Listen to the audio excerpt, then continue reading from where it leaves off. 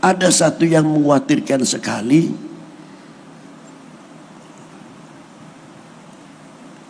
Allah Ta'ala akan menurunkan 3 hal apabila 3 hal ini, 3 perkara ini sudah mulai. Apa ya Rasulullah? Umatku sudah mulai jauh dengan ulama, maka Allah Ta'ala akan mencabut barokah dari dunia perdagangannya khususnya.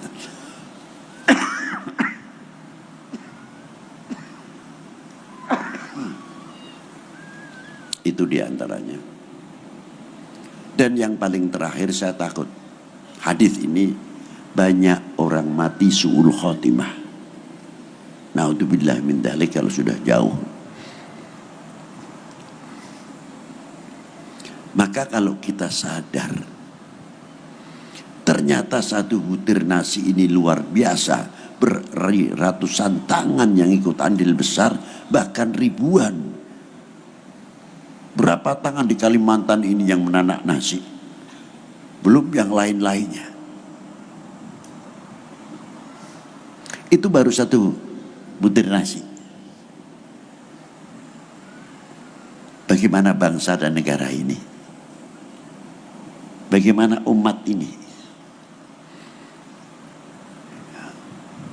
Maka dari itu kita kembali kepada Rasulullah SAW yang menjadi uswatun hasanah. Rasulullah dilahirkan single sampai bi'tsah dan sebagainya, berjuang sendirian. Bagaimana cara mempersatukan?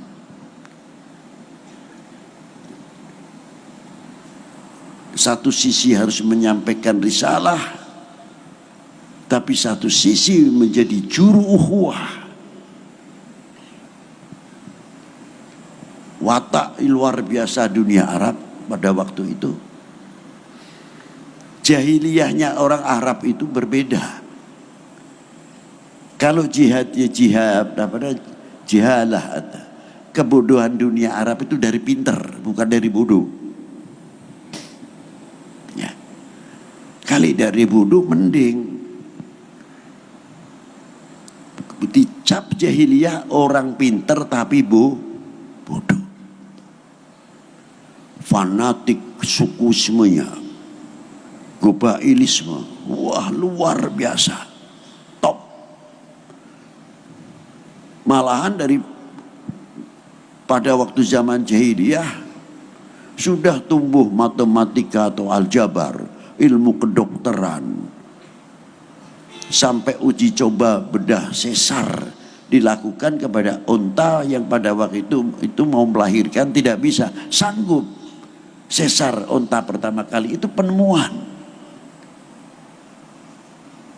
Tapi untuk membangun wilayahnya setapak lebih maju dibanding negara semenanjung Arabia tidak mampu. Apa sebab? Baca sejarah itu. Isinya ribut. Terkadang masalah tidak berarti pertumpahan darah. Itu diantaranya. Cuma baginda Nabi SAW yang bisa mempersatukan. Apalagi kalau sudah mempunyai anak istri, aib. Mempunyai istri, putra artinya mempunyai anak istri, putri. Aduh, malu, jangan tanya malunya. Seolah-olah dirinya bukan satria, maka dikubur hidup-hidup. Itu permasalahannya.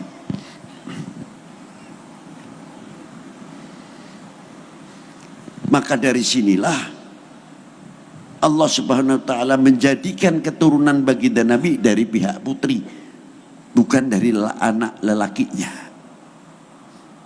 Kullu bani anbiya, kasabda Nabi, kullu bani anbiya yantami ila abihi. Semua keturunan para anbiya diambil dari anak lelakinya, illa ibnati, terkecuali aku dan putriku Fatimah wa Ali. Dari situlah keturunan yang disebut ahli baitin Nabi sallallahu alaihi wasallam. Ketika orang-orang yang fanatik terhadap putranya karena melihat Rasulullah selalu anak putranya meninggal kecil, kalau mengajak Rasulullah abtar, maka yang jawab siapa? Allah Ta'ala langsung, inna a'tainakal kautsar fasalli li rabbika wanhar inna syani'aka huwal abtar. Langsung Allah yang menjawab. Lah, itulah diantaranya. Ma'asyiral muslimina rahimakumullah. Kita bayangkan bagaimana perjuangan pada waktu itu Rasulullah. Saya ambil satu contoh saja. Sebelum bi'tsah umur beliau masih sekitar 35 tahun, wakila masih belum ada.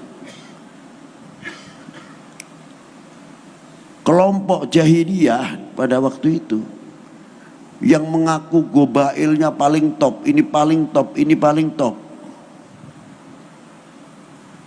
tapi tidak bisa mempersatukan, malah tambah perpecahan. Mau memasukkan Hajar Aswad saja hampir saja pertumpahan darah. Akhirnya sepakat mufakat, barang siapa yang masuk ke Masjidil Haram ini, Mekah ini maksudnya, pemuda yang jujur, amin, namanya gelarnya Al-Amin, seorang yang dipercaya atau jujur, itulah yang berhak memasukkan Hajar Aswad. Ternyata pagi hari yang datang awal masuk ke Makkah baginda Nabi SAW.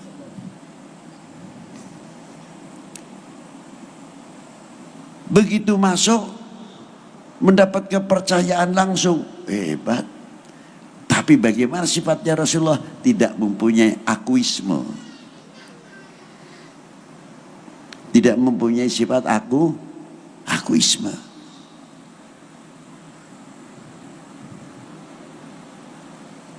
Langsung Rasulullah menggelar sorbannya. Pimpinan sini, pimpinan A, pimpinan B, kumpulkan jadi satu, diangkat bareng-bareng Hajar Aswad, ditaruh di tengah. Betul-betul menjadi berkat umat, menjadi berkat bangsa. Baru diangkat bareng, baru dimasukkan oleh baginda Nabi SAW. Pertanyaannya sekarang Al-Amin, Al-Amin yang bisa menjadi berkat umat, berkat bangsa, ini kemana? Ini menjadi pertanyaan. Apakah kita rela melihat negara diacak-acak umpamanya? Akan timbul satu pecah belah. NKRI digoyang, NKRI digoyang. Tinggal menanti Indonesia dibagi berapa. Apa bapak-bapak ini, kita-kita ini ridho kalau Indonesia dipecah belah? Jawab yang keras. Perlu kenyataan. Nah inilah kalau kita sudah kematian, kepaten obor, itu mau ngomong apa? Ma'asyiral muslimin rahimakumullah.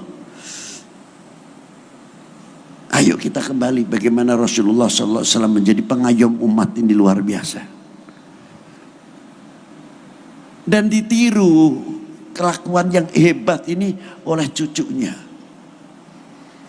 Sayyidina Imam Ja'farus Shadiq bin Sayyidina Imam Ahmad Rahmatillah Sunan Ampel bin Ibrahim Asmarokondi bin Jamaluddin Husain bin Ahmad Shah Jalal bin Amir Abdul Malik bin Alwi Ammal Faqih bin Ahmad Shah Jalal bin Abdullah Udmat Khan bin Amir Abdul Malik bin Alwi Ammal Faqih bin Muhammad Saib Marbat bin Ali Khalid Qasam bin Alwi bin Muhammad bin Alwi bin Ubaidillah bin Ahmad al-Muhajir bin Isa an-Naqib bin Muhammad al-Naqib bin Ali al-Uraidi bin Ja'far al-Sadiq bin Muhammad al-Baqir bin Ali Zain al-Abidin bin Husain Sibti bin Ali bin Abi Talib wa bin Fatimah Zahra al-Batul binti Rasulullah sallallahu alaihi wasallam Rasul.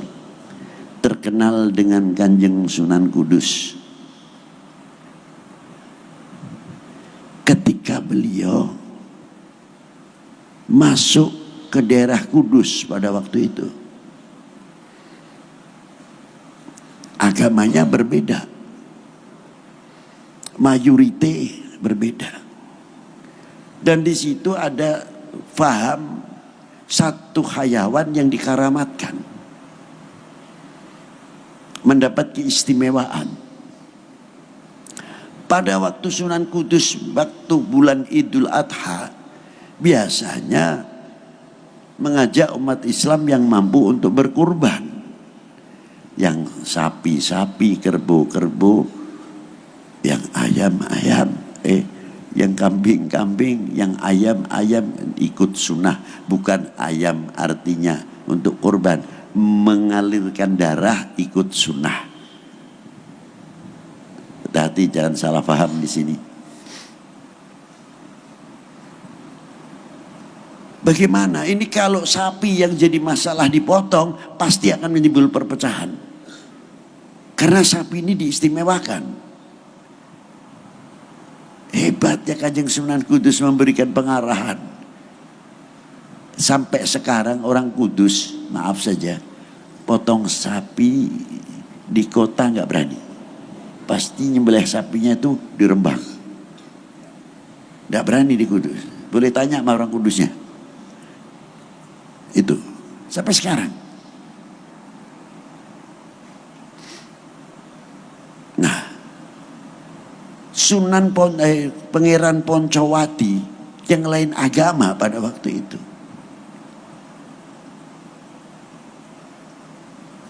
Melihat keputusan yang bijaksana oleh Kanjeng Sunan Kudus, datang beliau ke Sunan Kudus. Apakah demikian al-Islam ya Kiai? Belum kenal itu Sunan atau siapa? Dijawab, diterangkan.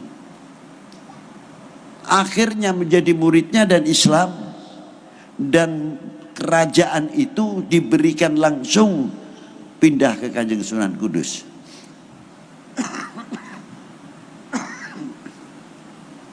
Hebat. Padahal pada waktu itu kalau mau memanfaatkan kesempatan dalam kesempitan, pada waktu itu masih berdiri kerajaan Demak, masih jaya-jayanya. Siapa sih yang tidak ingin jadi raja? Diberikan oleh Pangeran Poncowati, langsung menjadi Raja Kudus. Tapi hebatnya Kanjeng Sunan Kudus, tidak mau beliau mendirikan suatu negara di dalam negara. Ini contoh, ulama-ulama kita sudah dahulu sudah memberikan contoh bagaimana Rasulullah rahmatan lil alamin dibawa oleh para tokoh-tokoh tersebut. Itu hebatnya.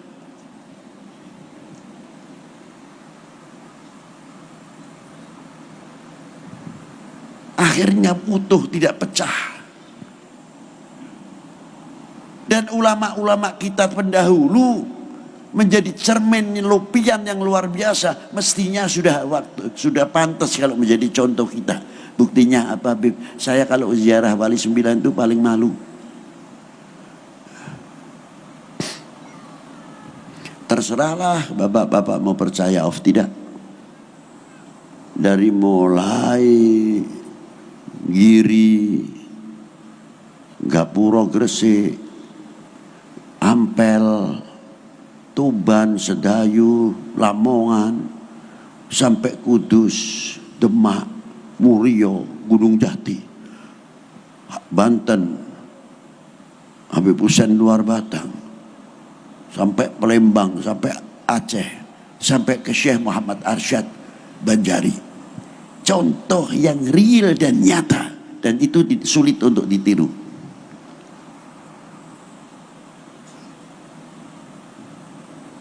Semuanya masih sudah meninggal sekian ratus tahun, tapi masih mampu mengajak orang berzikir, mengajak beristighfar, mengajak orang bertauhid. Tidak ada yang datang ke Wali Sembilan lalu di pintu makam Padang Bulan Padange Koyorino, ada enggak? Tidak ada. Datang ke Sunan Kudus, begadang, mari begadang, tidak ada. Assalamualaikum ya ahlil kubur minal mu'minin wal mu'minat baca Yasin, baca Fatihah, padahal di situ macam-macam. Yang milih A, yang milih B, yang milih C, yang milih D, toplosannya macam-macam. Gak ada yang tanya, lu kemarin milih siapa? Hebat ya di situ.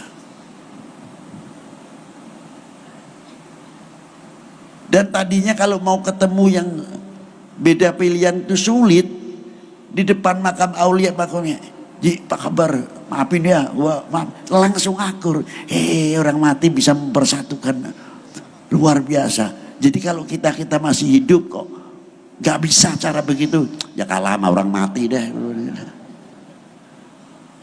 Nah itulah. Itu satu contoh. Begitu tahlil bersama, tahlilnya yang pakai lagu, yang tidak pakai lagu. Ada yang cepat, illallah, illallah. Yang satu pakai lagu, la ilaha illallah, la ilaha illallah. Yang satu lebih panjang lagi, yang lebih mantap loh, illallah, la ilaha illallah. Gak ada yang ribut. Ente, jangan keras-keras begitu. Ini dada saya sesak nih. Aman-aman saja. Ada lagi yang ngebut, illallah, illallah. Aduh, ini hurufnya gimana? Ya kompak rukun, ya tuh baca Yasin, baca Quran. Ada lagi yang datang yang lucu, terkadang orang yang tinggi besar hebat. Wah, ini berbahaya ini. Kalau saya dekat ini pakai rombongan lagi, pasti ini suaranya keras ini. Saya pikir, wah, saya agak mikir, apalagi speaker kecilnya dikempet begini ya. Hampir tidak kelihatan karena lengannya ini besar. Tak pikir suaranya ngetop, nggak tahu suaranya ilah hadratin Nabi Mustafa sallallahu alaihi wasallam.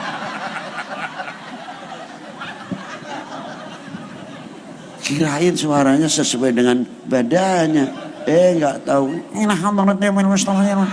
Fatihah.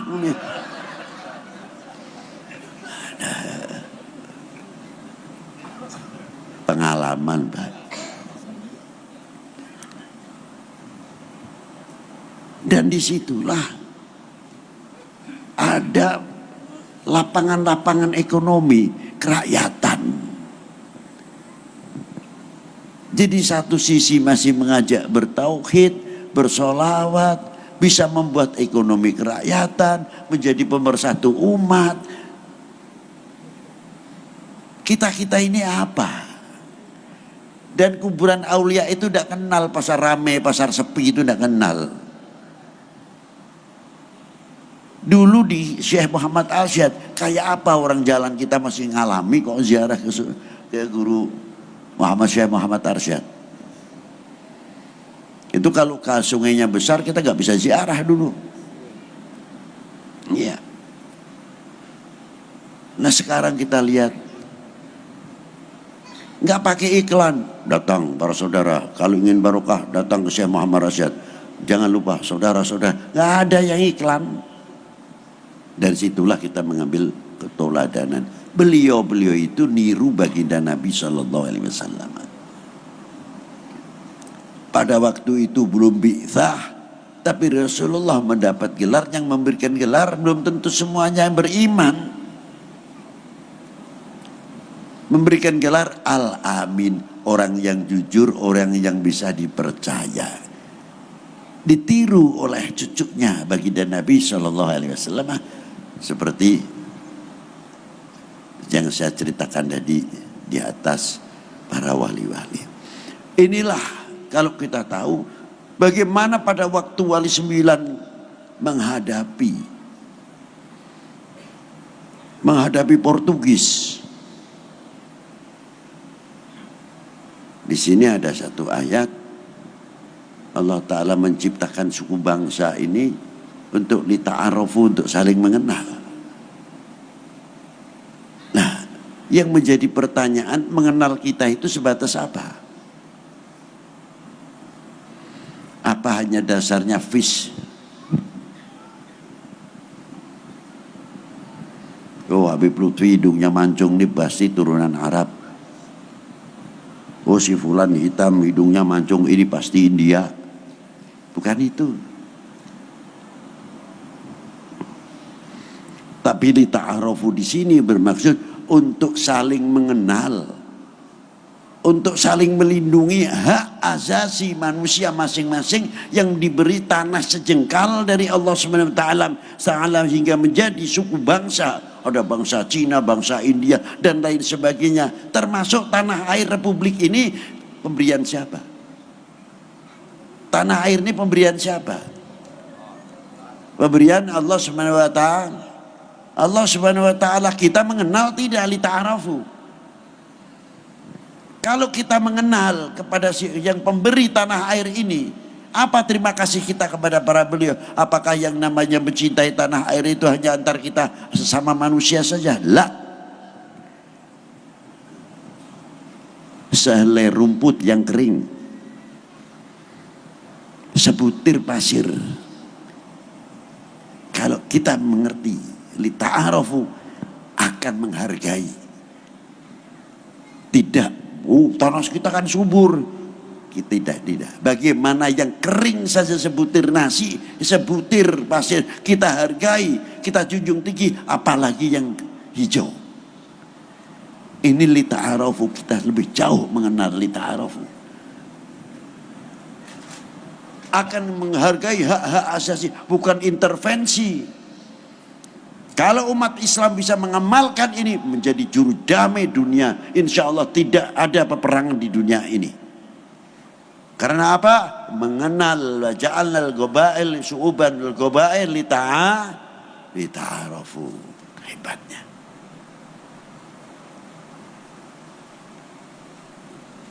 Ma'asyiral muslimin rahimakumullah.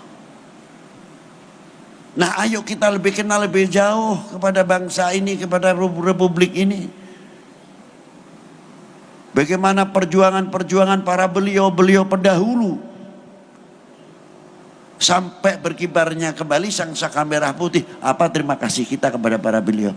Li ta'arufu, kenal tidak, mengenal tidak, saling mengenal atau tidak?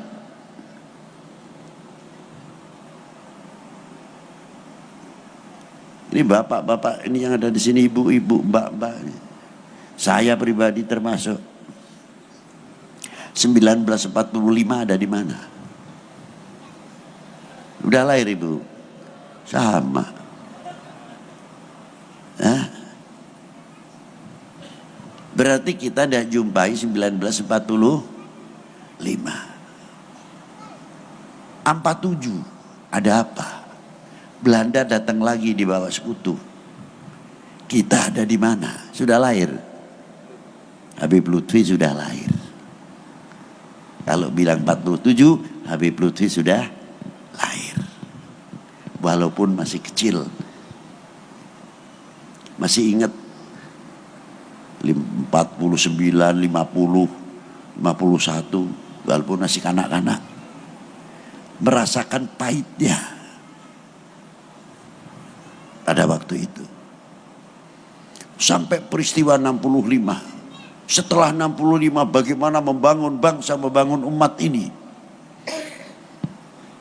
Dan bagaimana menjaga tegaknya terus sangsaka merah putih. Pertanyaannya sekarang bapak-bapak kita ini pernah andil apa? Mempunyai kontribusi apa di dalam 1945 atau 47? Pernah andil apa?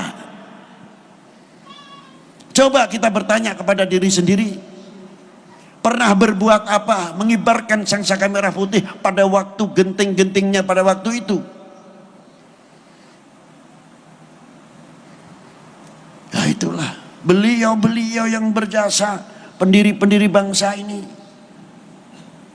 Kita tinggal meneruskan, nguri-nguri istilahnya, menjaga dan menjaga. Tunjukkan terima kasih kami kepada para beliau. Kami bangsa yang kuat. Kami bangga menjadi bangsa Indonesia. Kami bangga menjadi putra-putri Indonesia. Kami bangga mempunyai tanah air Indonesia. Bagi kami NKRI harga mati. Dan jangan coba-coba untuk memecah belah Indonesia. Harus berani mengambil sikap yang demikian. Karena apa? Terletup atau keluar dari sanubari kecintaan kepada bangsa dan tanah airnya. Bila mana kita ini tumbuh yang demikian, insya Allah Indonesia tidak mudah dipecah. Terima kasih, itu yang bisa saya sampaikan. Semoga manfaat fid dini wa dunya wal akhirah. Ayo kita jaga bersama-sama keukhuwahan. Jangan sampai kita mudah dikena hoax dan lain sebagainya. Kita malam hari ini nih bangga yang luar biasa, Pak. Sungguh bisa duduk dengan Pak Dandim, bisa duduk dengan TNI, bisa duduk dengan Pak Danda, Pak Kapolsek, Pak Kapolres, beserta jajarannya, bersama-sama duduk bersama tokoh-tokoh begini, bersama ibu-ibu yang tidak pernah ketinggalan muda-mudi kita. Ini lambang persatuan yang luar biasa. Mau diakui of tidak. Kalau Indonesia masih bisa begini, luar biasa. Ini satu menunjukkan kekuatan yang bukan basa-basi lagi untuk kita semuanya. Wassalamualaikum warahmatullahi wabarakatuh. Selamat. Nah, zaman bayangno, nek kita urung merdeka lah ya kono mrene kaya zaman biyen India rene ngerti-ngerti ngambil jatah, Portugis rene ngambil jatah. Londo mriki sak senenge karena apa? Belum ada kemerdekaan. Lho untung Mbak Buyute niku napa? Dadi wong sing tatak. Bahkan direwangi mati memerdekakan anak putu. Sampane sebayangno lho pengen merdeka mati pira piyen. Pengen duwe merah putih niku tok lho sampean bayangno. Iku pirang atus ewu wong mati perkara pengen duwe merah putih niku. Men bayangno saiki ku paling regane 100.000 nek ana. Tapi itu dulu merah putih ketika diambil menjadi simbol harga diri bangsa, berapa ratus ribu nyawa, mungkin jutaan. Wong Jawa Tengah sing mati gara-gara ngibarno bendera niku pira? Akhire tiyang Jawa Tengah niku mbiyen nek ngibarno gendera niku teng jero omah. Soale ning jaba dibedhe londo. Akhir dikibarno ning jero omah pas gawe omah. Londo curiga cagake diparingi tebu. Londo curiga cagak sijine diparingi pari. Londo curiga cagak sijine diparingi gedang. Londo curiga cagak sijine diparingi klopo. Isik curiga nggawa tumpeng karo ingkung. Jare londo alah badhok kowe angel. Tapi apa yang terjadi begitu makanan habis, tumpeng habis, ingkung habis, padi mengering, pisang rontok, tebu mengering, kelapa juga rontok, yang tersisa tinggal merah putih. Kena wong Surabaya, ya gak kesuwen pancene wong Surabaya, Kak. Wong Surabaya kaya ngoten, ana merah putih biru dipenek disuwek ana sing biru. Londo ngamuk gara-gara genderane disuwek, merah putih biru karek merah putih ilang birune. Londo numpang sekutu. Wong sak Surabaya dipeksa nyerah. Akhirnya apa yang terjadi? Kiai Hasyim Asy'ari mboten purun mundur. Mboten purun mundur. Santi termas nih Mbak Hasyim nih. Berani mengeluarkan seruan perang resolusi jihad tanggal 22 Oktober. Jihad perang pembela tanah air. Dikenal dengan nama resolusi jihad. Karena resolusi jihad tanggal 22 Oktober meledaklah tanggal 10 November. Meledak tanggal 10 November. Makanya sing 10 November disebut hari pahlawan, yang 22 Oktober disebut hari santri. Jadi minta nyawa begitu banyak, perang sakmono akeh. Saiki merah putih lho ora njaluk nyawa, mek njaluk ngene tok. Ngono alasane akeh sing bid'ah, sing musyrik, sing ndak ada tuntunan dalam agama. Iki mesti zaman perang Mbak Buyuti Bandar Dadu. Loh, ya kayak gini. Nah, iki nek ganti sip iku ojo mlaku karnaval rek. Wong iku gak sedo ngaji delok sampean karnaval. Nek wani jaga kiai wis gak usah gonta-ganti sing ngadeg nek kono sampe rampung. Ngono ae. Ngono jaga kiai luka mlaku gentian kaya. Wis ngono nek kuat ya ngadeg ning kono, nek gak kuat nang lungguh. Ngoten nggih. Pendekar kok SH kita iki. Nggih kuat SH kok. selama hidup. Nah itu kemerdekaan. Nah kemerdekaan bangsa ini macam-macam. Bahkan sampai ini sembayang no, wong pengen rakyatnya merdeka. Jenderal Sudirman ini loh, paru-parunya satu, itu tetap budal perang kok. Lu sampai ini sembayang no, lorone kaya apa wong paru-parune siji. Budal perang demi apa? Kemerdekaan. Wong saiki lho gudiken, BPJS lho mudun, ribute Masya Allah. Nah ini menandakan kualitas anak bangsa terhadap negaranya mulai turun. Bung Karno ketika pidato atas nama bangsa Indonesia, Soekarno-Hatta ditakoni londo, Bung, di meja bundar itu. Negara mana yang berdaulat, yang menyerahkan kedaulatannya padamu? Kok Anda mengatakan atas nama bangsa Indonesia? Tidak jawab Bung Karno, sing jawab sopo? Sultan Jogja, negara kami untuk NKRI. Rojo Sulu, negara kami untuk NKRI.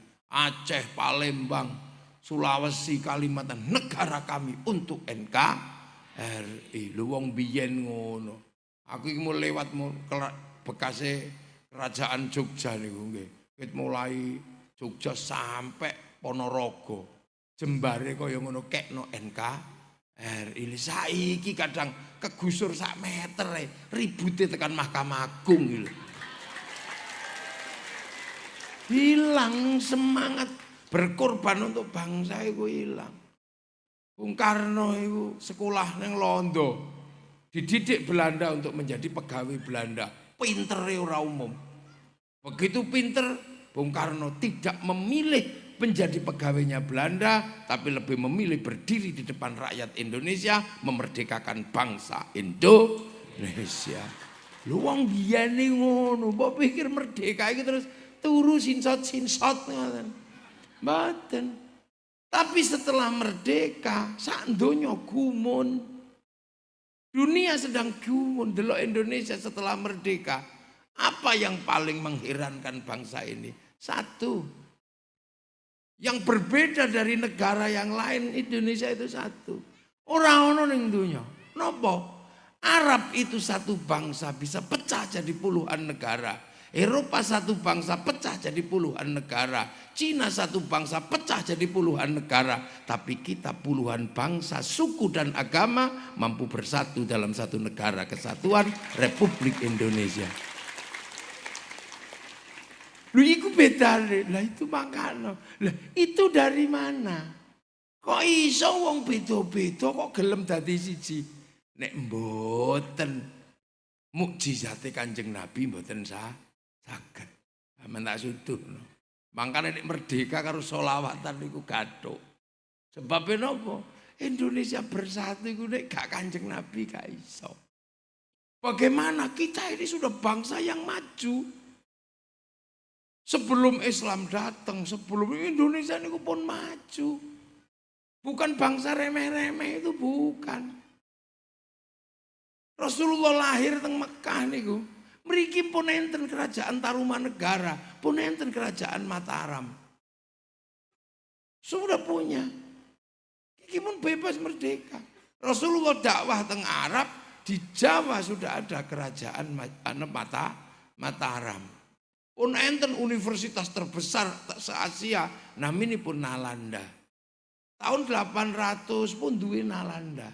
Pun iso bangun Borobudur. Makanya kisah-kisah besar dunia kita juga punya. Yang Eropa duwe kisah cinta Romeo Juliet. Yang Cina duwe kisah cinta sampai Engtai. Yang Arab duwe kisah cinta Kais dan Laila. Kene yang duwe ande-ande lumut duwe. Lu kita juga punya kan. Ledole si ande-ande lumut.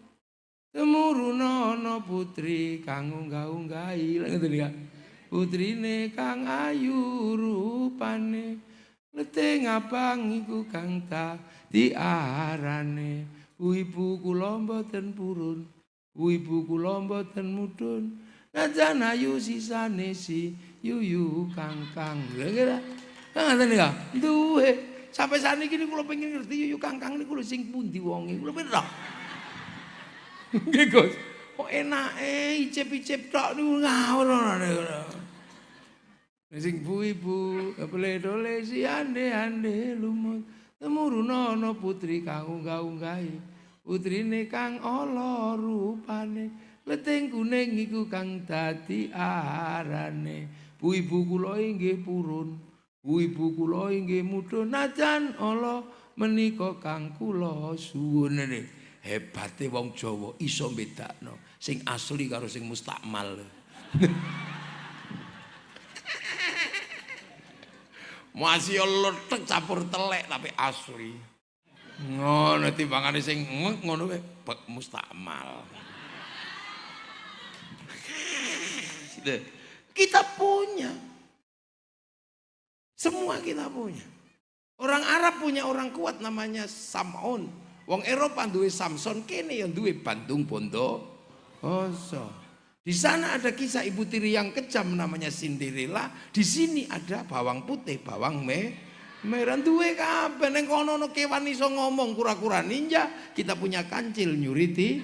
Iya, kenapa sih enggak duwe? Kita punya bangsa kita lengkap perlengkapnya. Coba. Terus wong nyanyi, wong rengeng-rengengan mesti ono musike, nggih ta? Makanya bangsa manapun punya nyanyian dan punya alat musik, tapi sampai delok alat musiknya. Yang Arab alat musiknya terbang, terbuat dari kayu dan kulit. Kayu karek ngetok, kulit karek nemplekno. Gusti Allah sing gawekno. Wong Eropa duwe alat musik jenenge gitar, kayu karek ngetok, tali karek nggelintir cencang. Tangdung tangtung. Gampang gawene. Tapi bangsa Nusantara terutama wong Jawa duwe alat musik namine gamelan. Terbuat dari logam. Artinya hanya bangsa yang menguasai ilmu pertambangan yang maju dan penguasaan metalurgi yang mapan mampu membuat alat musik dari logam. Loh, ini bangsamu, makanya sampai aja minder jadi wong Indonesia. Angger barang gede titik Bangkok, pitik Bangkok, jambu Bangkok. Sing asli mriki karek gula Jawa. Pitik Jawa. Loh, ini penting. Loh, kita punya semua. Apa sih nggak duwe? Coba kita lihat satu-satu. Kalau berbicara tentang bangsa yang besar adalah bangsa penakluk. Seperti Arab menaklukkan beberapa negara. Seperti Cina pernah menaklukkan. Tapi kita jangan lupa. Penakluk terbesar dunia namanya Mongolia. Mongolia itu penakluk terbesar dunia. Di bawah pimpinan Genghis Khan, dia menaklukkan Eropa, dia menaklukkan Arab, dia menaklukkan Cina. Karena Mongolia bangsa sangat kuat. Tapi yang harus diingat, Mongolia pertama kali dia takluk dengan bangsa Nusantara. Diajar karo Kertanegara entek ludes zaman Singosari. Apa? Jangan dikira, makanya ojo minder dari wong Indonesia rambut apireng diabang-abang. Dadi LKMD, londo kok meng dase. Hari loh. Kemudian bangsa ini yang berbeda demikian kuat. Raja di mana-mana, hamba di mana-mana. Beda bangsa, beda suku, beda agama. Kenapa bisa bersatu? Nek mboten Kanjeng Nabi mboten saged. Para wali niku langsung sing didamel untuk mempersatukan Indonesia niku dawuhipun Kanjeng Nabi. Napa dawuhipun Nabi? Begitu wali-wali teko ndelok wong beda agama, beda suku, beda bangsa, di bangsa yang kuat, wali-wali cuman kelingan dawuhe Kanjeng Nabi. Napa dawuhe Nabi? Kullukum ra'in wa kullukum mas'ulun an ra'iyati. Sira kabeh iki pemimpin sing kudu saling tanggung jawab antara sing mimpin karo sing dipimpin. Sing beda-beda hiduplah saling bertanggung jawab. Teng dawuhe Nabi, wong sing beda-beda tapi urip saling tanggung jawab naminipun ra'iyah. Sing akhirnya ra'iyah itulah yang dipakai oleh para wali untuk apa? Mempersatukan manusia yang berbeda agama, berbeda suku, berbeda bangsa dalam satu konsep ra'iyah. Dawuhipun Kanjeng Nabi. Ra'iyah itulah yang sekarang diserap menjadi bangsa kita dalam bahasa rakyat. Rakyat niku dawuhipun Kanjeng Nabi. Dan satu-satunya bangsa muslim yang sanggup mengambil kalimat ra'iyah untuk menyebut warga bangsanya hanya muslim Indonesia. Lha niku Kanjeng Nabi. Niku nah ra'iyah niku nek kumpul namine musyarakah. Mula terus enten istilah masyarakat.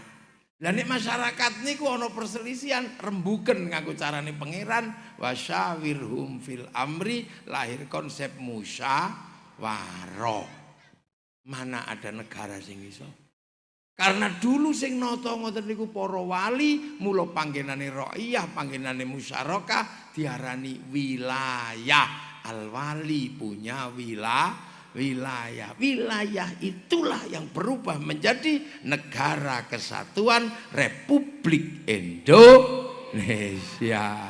Mula santri penerus para wali NKRI harga mati. Ya wis tok sampean. Itu jadi mbok kira ndak ada peran Kanjeng Nabi dalam situasi ini. Langsung pasrahno Nabi dengan konsep ra'iyah. Jadi ini cara cah sekolahan Indonesia bukan people. Kalau people itu vox populi, vox dei, suara mayoritas, suara Tuhan. Begitu mayoritas, dia nganggap itu bagian saking suarane pangeran. Makanya khilafah ora cocok di Indonesia. Lah, sampeyan tepuk tangan sing banter gak sungkan-sungkan. Kenapa komunis juga nggak cocok? Karena komunis itu proletar. Begitu proletar itu banyak dia berkuasa, namanya pun diktator proletariat. Mula yo ora cocok, sing cocok ra'iyah, hidup berbeda-beda tetapi tetap satu tanggung jawab. Nah itu makanya kalau ada pertanyaan, kenapa Arab satu bangsa bisa pecah jadi puluhan negara? Kenapa Eropa satu bangsa bisa pecah jadi puluhan negara? Tapi kenapa kita puluhan bangsa suku agama mampu bersatu dalam satu negara kesatuan Republik Indonesia? Lah, sampeyan takoki, lha makane sampeyan aja gumun. Niki lho, aja pernah kemudian kita ini lho sampeyan delok saiki. Ade wong Islam jujur pada diri sendiri. Kanjeng Nabi tiyang Mekah pindah datang Madinah. Sak sampune datang Madinah, Islam itu bergerak ke semua negara, bergerak ke semua wilayah. Sing bergerak teng Eropa bahkan dipimpin panglima perang namanya pun Tariq bin Ziyad.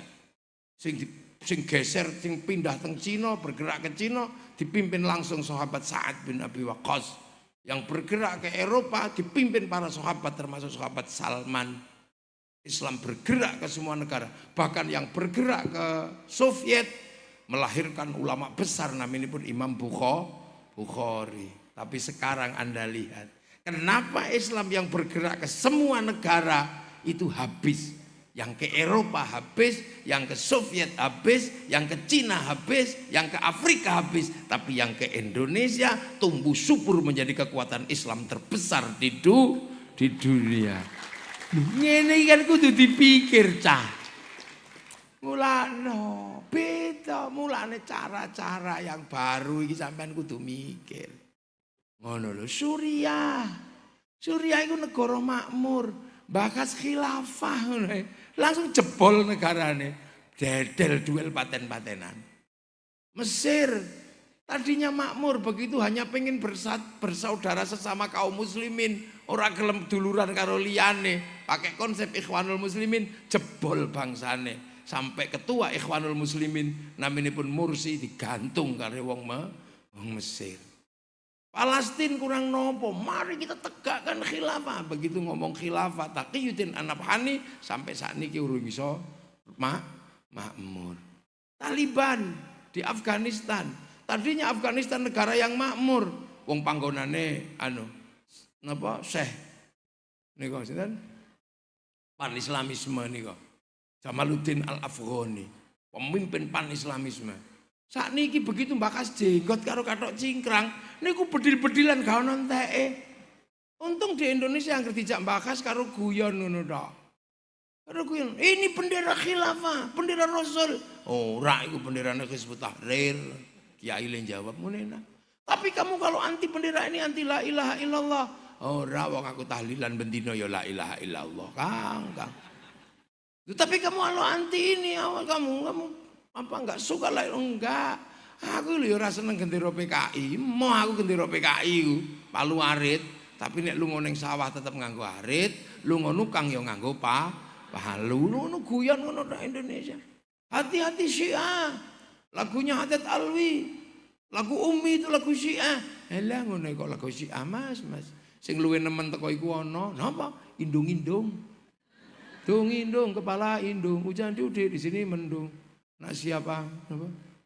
Kerudung, mata melirik, kaki kesandung. Aduh Siti Aisyah mandi di kali rambutnya basah. Tidak sembahyang, tidak puasa. Di dalam kubur mendapat siksa. Kok nganggo jeneng Siti Aisyah ilu ngopo?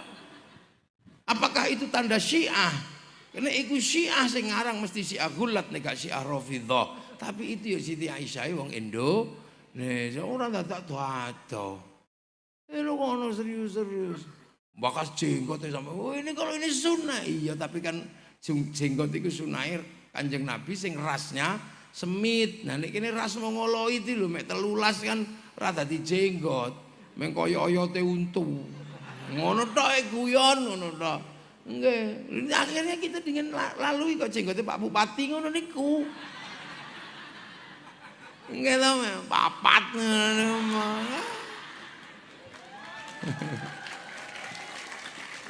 Lah tapi ya Pak Bupati ya biasa mawon ya sing pengin jenggoten ngoten mawon rasa tetep mikir ngene dawane semene apa semene. Niku sama malah ra duwe. Alus bikin kula wenten iki mboten ketinggal. Jenggot goib. Jadi mboten namung samurai tok sing gaib niku. Ono sakniki enten gaib samurai gaib. Iki gaib dawa asline semene. Lho sampean karo tak buka sebelah kene kok lak metu. Ngisor iki enten. Yo ngoten. Dadi iki bangsa punya kekuatan yang luar biasa untuk menahan hal-hal seperti itu. Nah, itu terjadi kenapa? Karena kita punya cara merawat bangsa. Santri bendino hubul waton minal iman. Kita punya cara merawat. Kita ini punya merawat perbedaan dengan persatuan.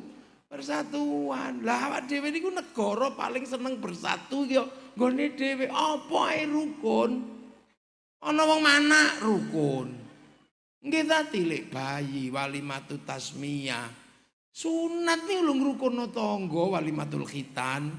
Rabi walimatul arus. Bar yoyo rumangsa kliru lho kumpul halal halal. Esuk sore awan bengi pengen lunga kaji lho kumpul walimatus safar. Lho iki lho mukarraman pengen meringeti Nabi esuk sore awan bengi kumpul bersama. Engko diluk meneh kumpul saparan. Diluk meneh kumpul mulutan wis kumpul mulutan pitik payu apa ae payu wis to. Lho negeri paling suka kumpul dan paling riang gembira ya negeri Indonesia. Mulane rukun.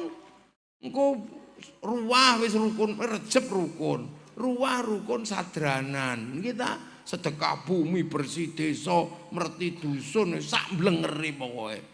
Engko begitu poso rukun karo kolek, rukun karo mercon. Hampir rukun. Dan itu tidak ditemukan di negara lain. Itu hanya ada di Indonesia. Tapi kerukunan ngene iki yo bayar, Kang. Nggih to ngene iki yo biaya. Ngrukunke wong yo biaya, tuku sego biaya, nyeluk kula yo biaya. Ya nggih yo piye. Enggak, jadi kerukunan itu dibiayai oleh rakyat. Akhirnya ngerasano enake bangsa karena rakyatnya berkorban untuk bikin kerukunan. Tapi ana wong sing wis ora gelem rukun, bid'ah, musyrik, bid'ah, ra ono tuntunane. Wonten mboten wong ngoten niku? Nek akeh iku asline ora kok mau rukun, medhit. Sebab membiayai kerukunan niku, Mbak.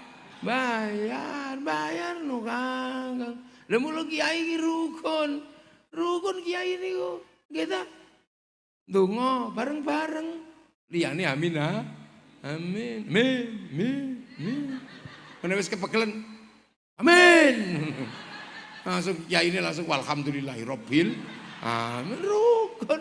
Ngene sing dijak rukun kok tambah kathah dijak budal teng alun-alun pacitan berzikir. Lah nek wis budal mrono kabeh ya melu rukun. Bakul bakso ya budal, bakul soto budal, rukun kabeh. Bandar dadu kadang ya budal kita.